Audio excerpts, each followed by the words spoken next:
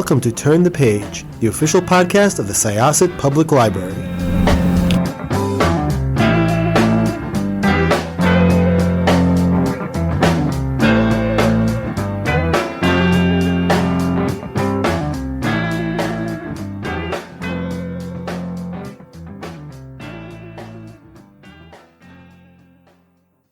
This is Jessica with Syosset Library's Turn the Page podcast, and my librarian co-host today is Stacy. And our guest today is...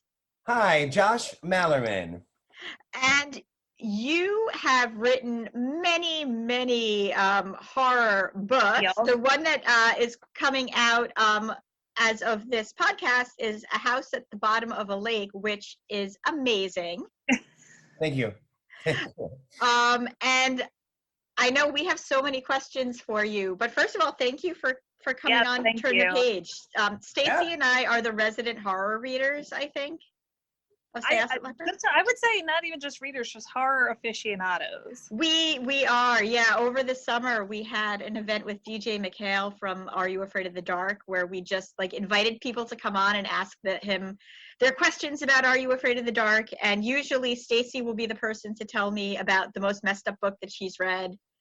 And you say this in numerous podcasts where it seems like all I read is either something super scary or something. I now have this reputation. That's what I do. I pretty much, I've been on a strict horror diet for 20 years. It's been terrible for my skin. So A House at the Bottom of a Lake. Let's talk about that first, because I know we have a lot of questions. That book was so beautiful and frightening at the same time, but not in, not in that heart pacing, slasher film part. It was just this beautiful, quiet story that was both frightening because it was sort of the unexplained, and then frightening because it dealt with really, really deep emotions. Yeah, this one, as some books do, right? This one sort of caught me by surprise as I was writing it. Me and a friend of mine, we had sort of what would we call a writing challenge, right? Where we wanted to try to write, this is going to sound totally insane, but bear with me. We were going to try to each write 5 novels in 5 months, okay? This was the insane challenge. So that's basically like NaNoWriMo, but on Red Bull. Seriously, yeah. No, and the craziest thing, of course, is that we did it. We both did it. And around book 3, I was like, I need something a little bit I thought I was just going to write a short story. That's what it was. I was in the middle, I'm oh my God, these huge ideas. I need to just do a little thing and get out, and then I'll be ready again. And so this one kind of caught me by surprise because I started it thinking it was going to be very, very small, and it got bigger and bigger. And by the end of it, I was like, James, I just wrote the 3rd book. So yeah, I almost feel with A House at the Bottom of a Lake, just like with Bird Box, that I read it as I wrote it. No, I was going to say it ties in because, even though it's a book like a novella more than just a short story, what inspired you to kind of, you answered it of, it kind of crept up on you while you were writing? Honestly, I think it was the setting. And I think that when I started it, I didn't, and I don't mean to I'm not tooting the horn or something, but I didn't realize how spectacular the setting was when I started it. And so the first thing was oh my God, what a horrifying find, to be in the canoe with this pretty much a stranger, and then you pass over the very top of a home. I couldn't think of anything freakier than that. Allison and I had been canoeing in, you won't be able to see this out there, but I'm making the mitten of Michigan. We were canoeing way up here, and we live down here in Detroit. So, and that we was a super dark lake, scary and really, really big. And Allison wasn't scared at all. She's from northern Michigan, but I was. And I said to her, I was imagine if we passed over the very steeple of a church below us or something. And that idea, just to give the scale of how far down the water went, really. But then that idea stuck with me, that image, that aerial shot almost of a canoe traveling over above a home. I was ooh, that's freaky. And so it started with just that, how do I get to that first date? How do I get to that experience for them? But once they got down there, I was like, oh, wait a minute. This is a really fun fun space to play with. It was so cool, and one of the reasons I automatically told Stacy about this book is that we have a bit of a fascination with drowned towns. I know, Yes. like the Catskills, upstate New York, several of the towns were just flooded to make reservoirs for New York City, rather. So, there are stories of lakes or really reservoirs that have the remnants of towns, but I think the house itself, and I don't mean this to be pretentious, but it was a character in it as much as James and Amelia were. And it just kind of struck me that James and Amelia have the same initials as you and Allison. Was that intentional? Well, I will say this also. So Allison is from Michigan's Upper Peninsula, and her folks they're full on Finnish. They're like 100% Finnish. And they have a place called the Huvula, which is some sort of lodge, name for a lodge. And it's right on a lake. And we went canoeing, and that leads to sort of a smaller inlet thing. And then from there was a tunnel covered in, not a tunnel, but more like a bridge, and the concrete sides were covered in graffiti. And that led to an untouched, like eagle's nest, like lake, like nobody. I mean, the first lake was pretty, pretty natural in and of itself. We're talking about Michigan's Upper Peninsula, right? That's like not many people live up there. But that third one was alone. And so from the word go, I was thinking of me and Allison. Yeah, because like we had actually, then I started thinking of that image of that house, and I started talking to her about what if the tunnel and the graffiti and blah, blah, blah. So I don't think it's any coincidence that it's J&A. I'm thinking I recently read The Wicked Sister by Karen Zion and interviewed her, and that I believe also takes place in Michigan's Upper Peninsula. So I must be on a kick of being drawn to that area. Oh, well, where do you live? We live on Long Island. Yeah. Oh, you do? Awesome. Yes. Awesome. Yeah, you should go up there. It'll like blow your lid, and especially if you started in like Detroit. Have you been to Detroit? No. So if you started there, so you saw like the cityscape and all this, and then you're driving north and it gets prettier and prettier, and you're like, oh, wow. But once you cross that Mackinac Bridge, once you're up there, it is a different world. I mean, the trees are bigger, the roads everything's different. It's connected to Wisconsin. A lot of people would imagine it would be Wisconsin. But it's like it's probably the prettiest thing we got is the Upper Peninsula. I am now putting it on my list of places to go. Yeah. Sweet. Road trip. So so it was so nice, and I love the whole fact that the two characters, they made this like their own world, which I guess when you're first dating, that's kind of how it is. Yeah. Your friends don't hear from you, and your friends are like, what's going on? And you're in this world, this bubble of first feelings. And the house, like every time it expanded, it just sort of, it worked so well because those feelings are really scary. And I loved it so much. Right. Thank you.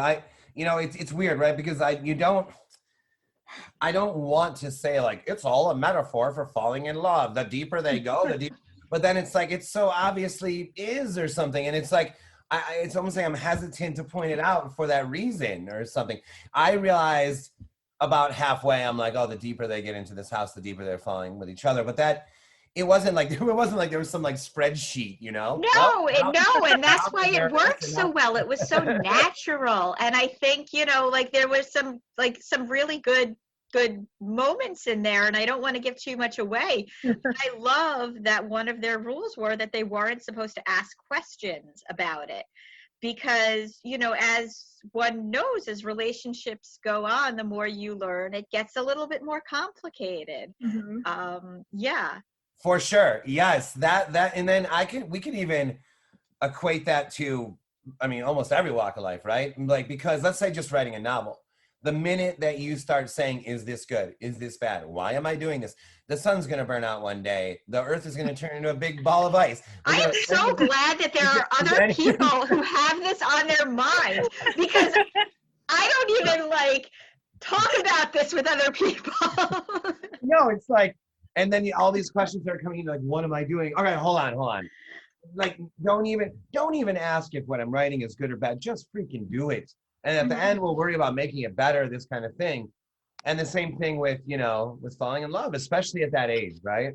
Because at that 17, age, yeah. like this, I mean, I guess at any age, if I was single right now and like fell in love, I'd probably be tempted to like, is this right? Oh, I've been in love before. Is this one gonna like be weird too? Like blah blah blah, all these things. And so I think it's Amelia, right? She's the one that says Yes. that, and so she's a step ahead of him in that department, where she's like, hey, let's not ask why, how, who, what the hell this thing is. Yeah.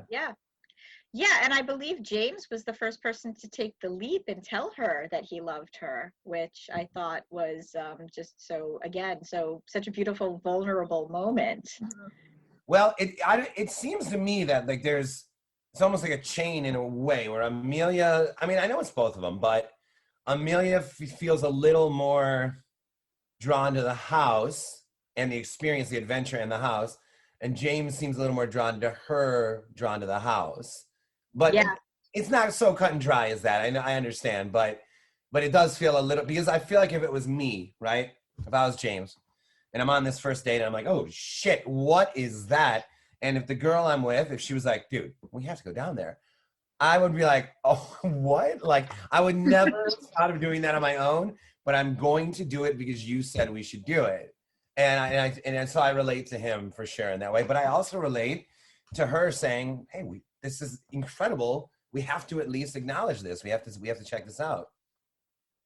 I feel like that's very realistic, though, of relationships, regardless of age. Because just thinking of that, I'm like, that would be me and my husband. I'd be like, oh my God, we got to go like explore. Let's do it. Come on, you want to do it. And I was thinking, I'm like, that would be Stacy. Stacy would be the Amelia. Yeah, and Andrew would be like the person who would be like following you, but a little bit more cautious about it. Oh, 100%. But that's why in my, like, going back to kind of horror stuff, I am the one, I'm like, let's watch this. And I drag him along on that adventure because he hates horror. Well, this is interesting too. Oh, really? Well, that's interesting. Yeah. See, but that could be fun too, because does he scare easy, or does he get scared? He does, which is fun for me because it gets me to like react and get scared. Yeah, that's like super. That's like, oh, come on. That's like having someone that laughs watching a comedy. Yeah. I mean, it's just fun, right? But I just want to say there's a few things about Allison, because while we're on this trip, is that like, okay, so people from the Upper Peninsula, they're called Yoopers, Yoopers, right? Oh. And she is just like her family and everyone really up there, fearless in a nature way. So the first time I went to the Upper Peninsula with Allison, we go to her house and they have a freestanding sauna outside, right? And there's a wood pile next to it. And Allison goes, oh, maybe there'll be some copper bellies. And she lifts the log off the top and there's like a pile of writhing snakes. And I was like, my first time up there. I'm from the city down here. And I was like, oh, what is this?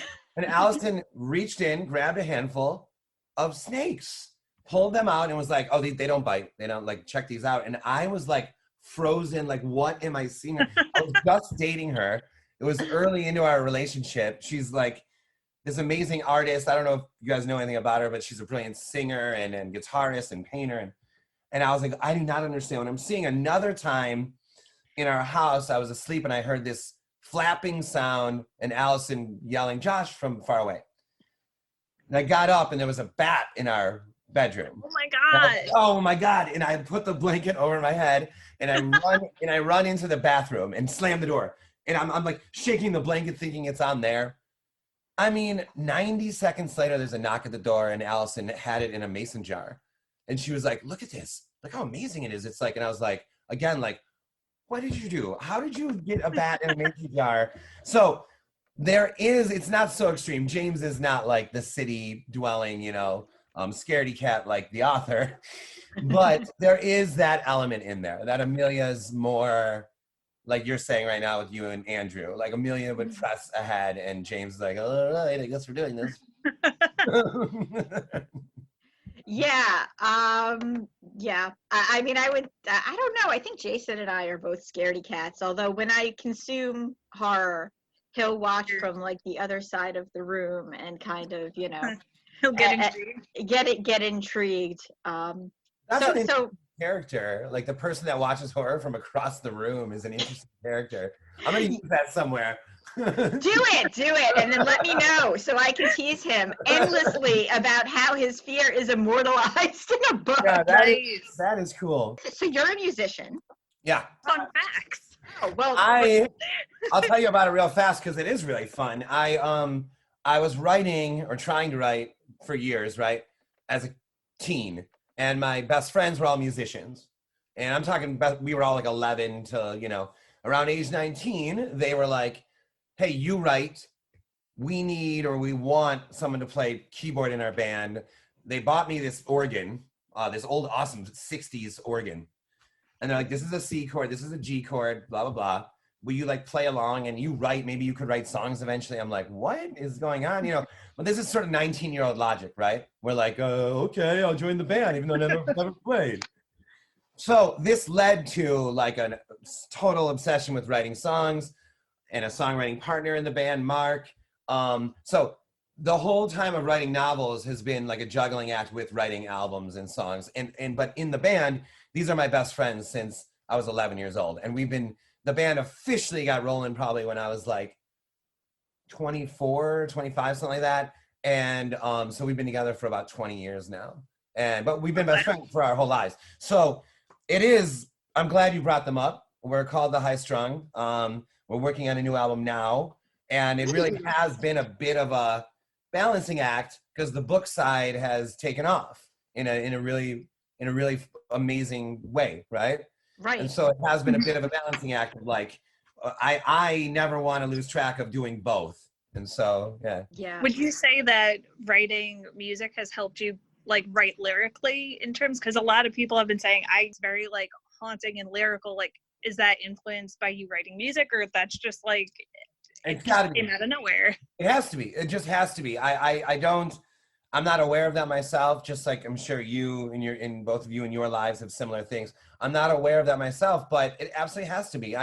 The thing that I almost care about most with a novel, I'm not here to try to show off. Every now and then, maybe, every now and then you'd be like, ooh, that was good, that word or that phrase or something, but not here to show off, not even necessarily to say the most profound thing that I can say or something, but I'm definitely here to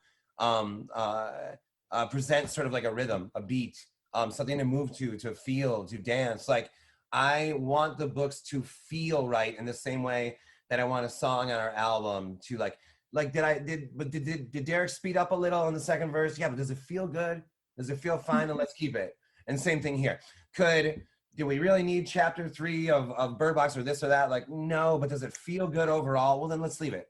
And so there's absolutely a link there somehow. Lyrically must be as well, but it has more to do, I think, with a rhythm than the language itself or something like that, if that makes sense. Yeah. So that's a good place to go. So how was it developing Bird Box with Netflix? Mm-hmm. It's interesting, right? Because Universal optioned Bird Box before Bird Box, the book came out. And Bird Box is my first book, right? So talk about no leverage, right? Not only was it an unknown, I mean, literally not one book out. So we signed it off. We were like, it was a good deal. And it included a sequel, by the way. And we were like, yeah, you take it away. We have no say here. But we were included. We were welcome. It was warm. I was on the phone with all the prospective screenwriters at one point. I was flown to be on, for production, like to meet all the producers. Allison and I were flown on set. We went to the premiere in LA, and after the premiere in LA, they invited us to the one in New York. And so we were like, welcome. I met Sandra Bullock a couple times through this like experience, and she was hilarious about in general. And I met all the other actors backstage while we were all waiting to be introduced before the premiere in LA. I mean, just really extraordinary stuff, right? Or was that New York? That might have been New York. And so no say, literally none.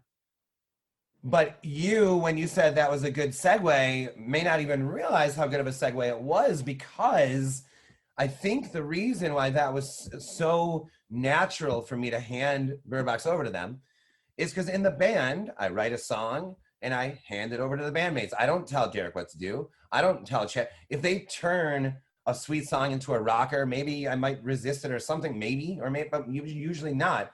It's like, this is how it goes. Same thing. I hand Netflix bought it from Universal, by the way. So I handed Universal, then Netflix, the song, and they played it however they wanted to. And I had almost zero reservations. Did I want it to be good? Of course. Did I want it to do well? Of course. But a lot, often someone would be like, were you happy with it? I mean, I might be the last person in the world to ask. I'm just so grateful it happened at all. And I'm not running for office when I say that. I'm 45 years old and I had like my first novel was turned into a movie. I mean, this was like the most exciting thing you can imagine. So it was a bit like being in a band. That's very nice. Another thing I know Stacy and I were talking about was so you were probably aware of the endless Bird Box memes that came out after the show. Wow, right? What was that like? Because memes have become life in this crazy time.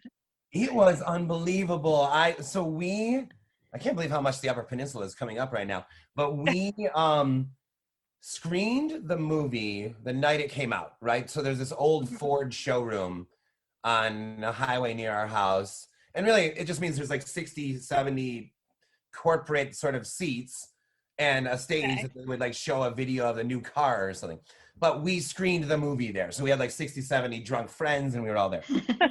And then we figured that was it. That was the peak, right? The movie came out. I mean, wow, right? Like we already went to the premieres. We already obviously went on set. We saw the preview online. Here's the movie. And our friends saw it and woohoo. And we drove to the next day to the Upper Peninsula and to stay with Allison's family for 11 days. We got there somewhat late night. It's pretty far. Her parents live like 10 hours away. It's pretty far up there. And we got there at like 5 a.m. We go to sleep. And I woke up at noon and my phone was like, just red with alerts. Just insane. And I was like, oh, what's going on? Oh my God. Wow. Whoa. This movie's doing well. The next day. And it just kept getting ba-boom, ba-boom, ba-boom, like bigger. I was out of town during that whole experience. I was in a remote or more remote part of America with Allison's family in the middle of winter, because this was early January. And I almost feel like there was like a blessing there that I wasn't around all my friends and like at the bar getting wasted and trying to make sense of it. I just like watched it all like from afar. And I was like, this is unfreaking believable. It felt like I was standing at the head of like a wind tunnel, or like a giant hair dryer, right? Where like this like wind was coming at me. Like it was like, what is going on? Like all these celebrities are tweeting about it and talking about it. 85 million people have seen it or accounts have seen it. It was astonishing. Every step of the way was astonishing. And it all capped off on the drive back down. On the drive back down, my agent called to tell me that Bird Box, the book, had become a New York Times bestseller because of the movie. And so there was this full like arc there. Screened the movie, went up there, holy cow, what is going on? And on the way back, Bird Box is a bestseller. It was like, that, Allison, what just happened? It is really cool because I will say that the movie was what sort of like ushered me to go and pick up the book. And it's not because of anything other than the fact that, of course, you wake up and everybody is memeing about something and you want to know what it is and hopefully it's a good thing. But I sit at the reader services desk every now and then, which is Stacy's main station at the library. And I remember looking over and seeing Bird Box on the shelf and being like, oh, that looks really interesting. I should go pick it up. And that was just sort of my final, yes, go pick this book up. I have moments like that for sure, because I have like a huge horror to be read pile. And then if you hear like, I don't know, it doesn't take much for me. All it takes is one tweet or one little bit of news about that book. I'm like, all right, that one's next. It's really amazing how that works on all of us, right? You hear one, this was the scariest thing. I'm like, all right, done, that's next. So you also had a short story in a collection that was like, I believe, a tribute to the Alvin Schwartz story. Oh, I was gonna bring that up because of shorts. You have a lot of short stories, and now I need to read all of them. And I'm so glad we have a lot of the collections in our library. Side note, but yes, that one because I actually bought that book. That was fun as can be, and in hindsight, like I almost want to like. It almost seems cruel that we only got like one stab at it each, because like you want to write like a whole. I feel like I could do a whole collection of those with all sorts of weird, freaky creatures and whatever. You know, I mean, like that was fun. First of all, I reread the originals to start with. I reread them constantly. We love them here. We do. Yeah, and the movie was good too. By the way, I thought. Did you guys like it? Yeah. I saw it. I was just like, this is awesome. Give me more. Yeah, same here. I thought the creature effects was like incredible in that movie. Actually, I'm not. I can't even really think of a modern movie with better monsters than that one. Truly, I loved it. Well, Harold is just nightmare fuel in Totally. general. Totally. And the way he moves and everything, I was just like, this is creepy. amazing. Love it. And so, right, Jonathan Mayberry, who's freaking amazing, he asked me to be a part of that, and I was like, I was like, yes, of course. Like, I have no idea what I'm gonna do. I have no idea how much this pays or anything like that. Yes, I'm in. So those books, you want to talk like lakes and just in general scary stories. I encountered them up at Lake George in upstate New York, which I'm sure is not anywhere as beautiful as the Upper Peninsula, but that was my lake growing up. We'd go up there with a family. We'd stay in a log cabin that had no running water or power. With which now I am on the eve of my 41st birthday when we are recording this. And I could not imagine not having a bathroom right there because this is where I am in life. There's no way. But I was a very sensitive little girl, and it did not take much to scare me. Now I'm like, same. It on. But back then, I would listen to those books from like behind a camping chair.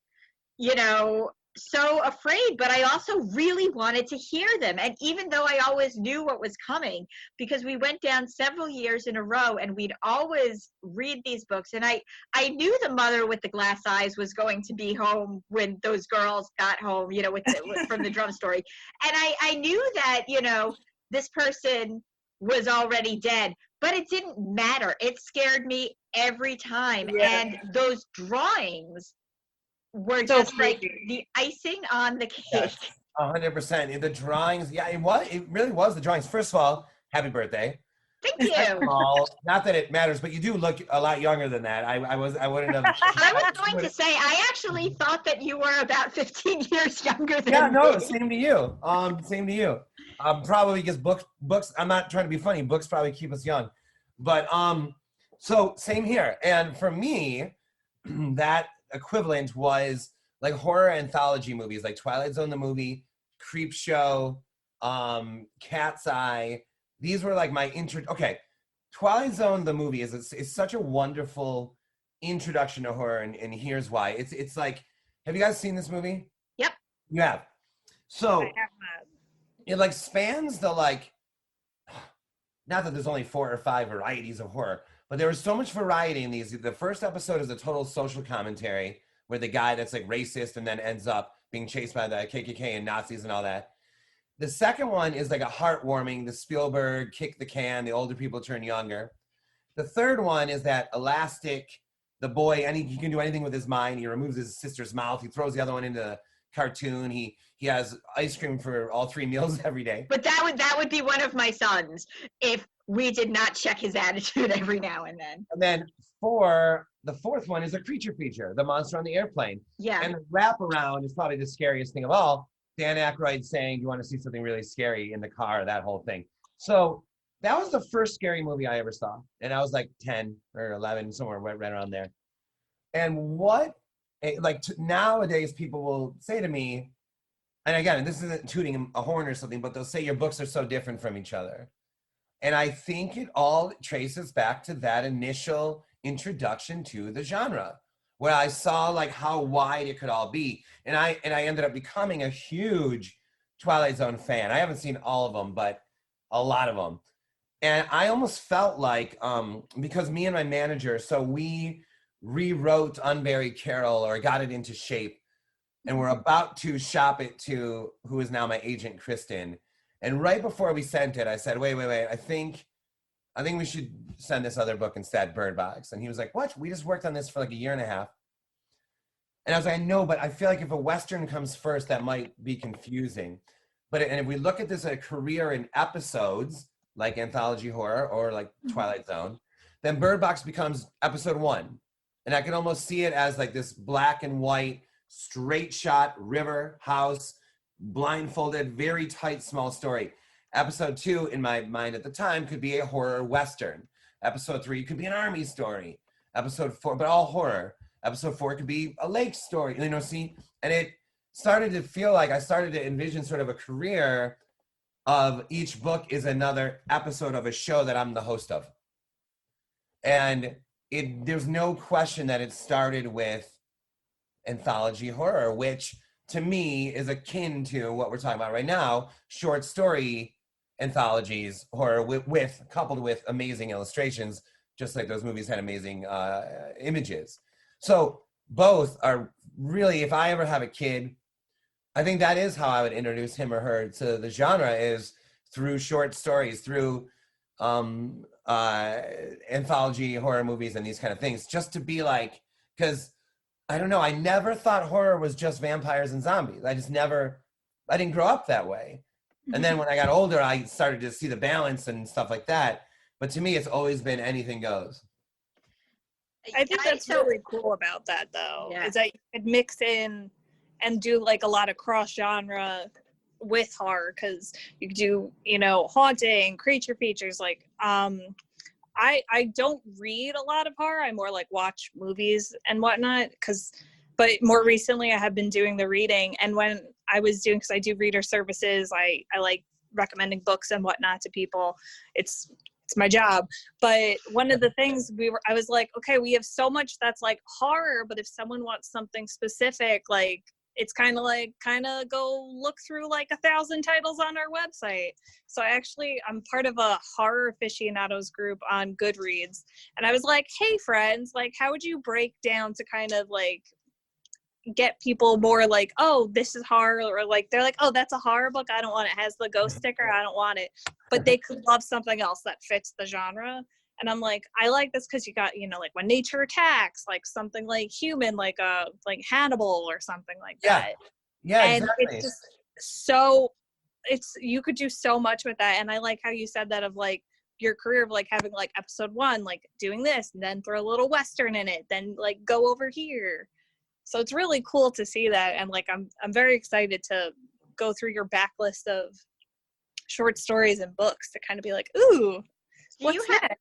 Do you have a favorite Twilight Zone episode? I will tell you, when we talk about the whole It's a Good Life with Anthony, that episode, so as you can tell, and I'm sure if listeners have seen pictures of me or my fun Bitmoji on the website, I am a redhead. I am married to somebody who has ginger in the blood. So there was a very good chance that I was going to have a redheaded child.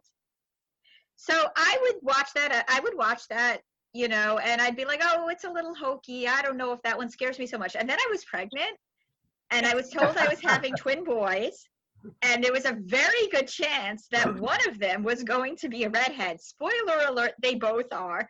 But all of a sudden, I'm sitting in my room, and I'm watching sweet little, oh God, Billy, is it Mummy or Mummy? Mummy, I always mispronounce it. With his face like, oh, you displeased me, I'm gonna turn you into you know, Jack in the Box. And I'm like, oh, no, this is scary. Totally agree, because it was like the power of a god in a child. Yes. And a child obviously is not going to have his or her emotions under control. So that was like, oh man, that one messed me up when I saw that. And when it pans in the movie, when it pans down and the sister's mouth is gone and she's watching TV and you're like, no. And then I think that I don't want to ruin it for someone, but I think he makes good at the end with all those family members. And then you realize they're not even family members. They're just people that have like encountered him in his life that now, you are my mom, you are Uncle Walt, and you are, and then now you're being like, okay, wherever this kid lives, I don't want to go near there. They actually did a follow-up in one of the subsequent Twilight Zone reboots that they tried to do, where they got him and Cloris Leachman and his actual daughter back. And Cloris Leachman and his daughter and he were the only 3 people in the world, and his daughter had his powers. Really? Wait, you have to send me a link to that. I will. No idea that this exists till right now. You need to send me that after this. I'm writing it down. Oh my God, I am watching that tonight. You have to tell me what you think of it. Yeah. Holy cow! Like I feel like you're like I just told you. Yeah, I just told you that like this was the door that opened my childhood to horror, and and you just said, "Hey, dude, there's another door back there." Yeah, like another lake in the back of the lake. Yes. Yeah. You just walked me through a graffiti tunnel. Yeah, you got to send me that. That sounds awesome. So what have you been reading horror-wise? What do you consume other than obviously The Twilight Zone, which is classic and amazing? So right now I am reading a Joe Hill novel with the intention of writing the intro for it. It's a special edition of Heart-Shaped Box, and it is so good. I love that book so much. It is so good. It just, man, I kind of want to say save what I have to say for that intro, but to give a little bit, it's about a musician, and obviously it's a ton about music and hard music, and it reads that way. Like we were talking earlier, it reads like this like thump behind it, this beat behind it, but that beat isn't necessarily only metal. There's a tenderness there too between him and Georgia. If you remember the book well. Between him Georgia, yes. And him and his dad, there's like a tenderness, like an inherent. It doesn't feel like Joe added a tenderness to this guy.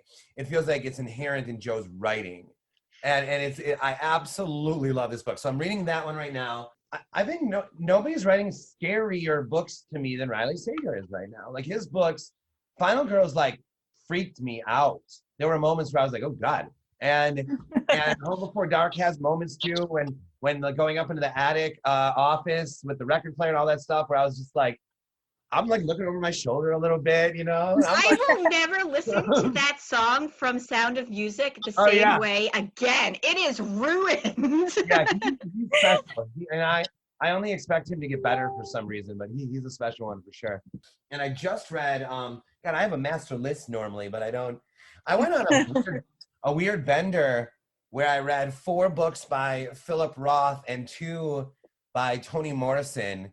Huh. And I feel like by the end of that bender, I now consider them my mom and dad. Interesting. That's a really interesting pair. Yes. Yes. I can't believe how good Toni Morrison is. So I was on a panel and Beloved came up, and it came up as a ghost story. And, through the years, there are novels that I feel like the genre sort of embraces as horror, but then they're not, I don't know if they necessarily qualify. I just don't know if I would call it a horror novel. And Beloved is one of those, where through the years you'll see it like make like a ghost story list or a horror list, and I'm always like, a ghost story, like, okay, does that count? Like, I feel like that one's outside of genre, but okay. So I picked it up, because someone mentioned it in this panel, and I was like, I've never read it, and they were all like, dude, and I'm like, okay. So I read it, and I mean, every 20 pages, I was calling my manager. I go in the other room to Allison. I think this is the best book I've ever read. By the end, I was like, this woman just changed my entire approach to writing, because there's a singular. Have you guys both read Beloved? I have. No. You have, okay. There's a singular event that the whole thing is based around, a singular atrocity. Yeah. That isn't explained necessarily right away, and isn't necessarily the peak. But that one moment is the hub by which the entire rest of the book rotates around. And that was a super interesting idea, because that's beyond plot to me. That's beyond like linear storytelling to me. it's like artful and experimental without crossing the line, and artful without being artsy. Do you see what I mean? Like it's so well done. So then I read Song of Solomon. I'm looking right at it. I read Song of Solomon right after, and that one was just as good. And Philip Roth, I read Portnoy's Complaint, which is a very bizarre coupling, Beloved and Portnoy's Complaint, because his is like a neurotic, sexual, like disaster of a novel. And I absolutely loved his also, like loved it, like the energy. So going back to Joe Hill too, all three of these writers have like a certain like energy behind them, like this like vitality, like Edgar Allan Poe or Melville. It has this like juice behind it. So, and as you guys know, you get lucky sometimes. You're like, I'm on a good reading streak. Mm-hmm. Yeah. Yeah, it's funny. Like sometimes I'll do something that I call parallel reading, where I'll read almost two books at the same time that either correspond, that one is nonfiction, which is somewhat based in what the fiction is based on, or they're just two fiction books and they have a common thread, but they're not so common that it's the same book. And that's a really surreal experience. I would like to try that. I don't want to put it on the spot, but maybe send me an example when with that link to that episode, because okay. That's cool. I like that idea. I remember the last time I did that. Okay. What I especially love about that is that could open the doors storytelling wise too for a writer to experience two books the way you're describing it. I almost imagine then writing a single novel that somehow incorporates both those feelings. That's cool. I'll have to go through what my books were, because it's been a while since I've been able to focus on doing that, because that does take focus, and the pandemic certainly takes that from you. But I do a lot of it. There's a lot of I do that a lot with history, and I do that a lot with mythology. I was going to say, it had to be before you went on like the thriller bender. Well, I mean, some of the books that I've been reading lately have had some history in them. So, but yes. There you go, starting that again. But I was like, that's better than me. I've been reading Goodnight Moon every day. So, well, this has been really awesome. I mean, this has been such a fun conversation. And one thing, just to kind of mention with Joe Hill, one of the things I loved about Heart Shaped Box, because you talk about it is a lot about hard, like metal, but the title is a grunge song. Yeah, I know. Which threw me for a loop. It completely blew my mind, because I expected to be reading a story about like a Kurt Cobain character, but it wasn't. And one of the most and to add, I had the same thought, by the way, in the middle of reading that book, but there's a scene in the middle to add another layer where in the middle of all the madness, he wakes up and he has an idea for a song, and he goes to the car and he pulls the guitar inside and he's playing it in like the bathroom, and it was just like sort of like a little mountain ditty, like this little pretty little thing that Georgia peeks in and is like, that one's good. And then he's like, oh, it'll be great when it's all like loud and messy. But I thought, how interesting that like you said, it's a metal singer, grunge title, but the song he wrote was like kind of this sweet, small, unplugged song. And I was like, this is interesting. Joe's and the Beatles are mentioned in there. So Joe's like referencing, the book becomes more about music than hard rock or something. Yeah. That's cool. Yeah, we're big fans of Joe Hill, Stacy and I. We like Lock and Key a lot. I'm a fan of his family, okay? I'm a fan of the family. Yeah, same. Yeah, but Lock and Key. Horns was really, really good. That one so good. Was so good. So good. Yeah, that treehouse, the treehouse. Oh my gosh, the Treehouse of the Mind. Of the Mind. So and good, if you watch the Nosferatu TV series, they have like a map, and they show the Lock and Key house and the map, and then Treehouse of the Mind shows up on it too at one point. And that again blew my mind. Oh, I like when things connect. Oh, I'm a fan of that. Yeah, same here. Well, Josh, this has been wonderful. I know I have stuff to send you, so I'll send it to you. Let's sign off. You have homework, Jessica. I have homework, I know. When you come out with another book, please talk to us again. Well, yes. I wanted to say, like, first of all, thank you for having me. Second of all, you guys are good at this. I would love to come back on with the next book. If you yeah. This was Turn the Page podcast with Syosset Library. My librarian co-host today was Stacy. Josh Malerman. And we are going to close this chapter of Turn the Page.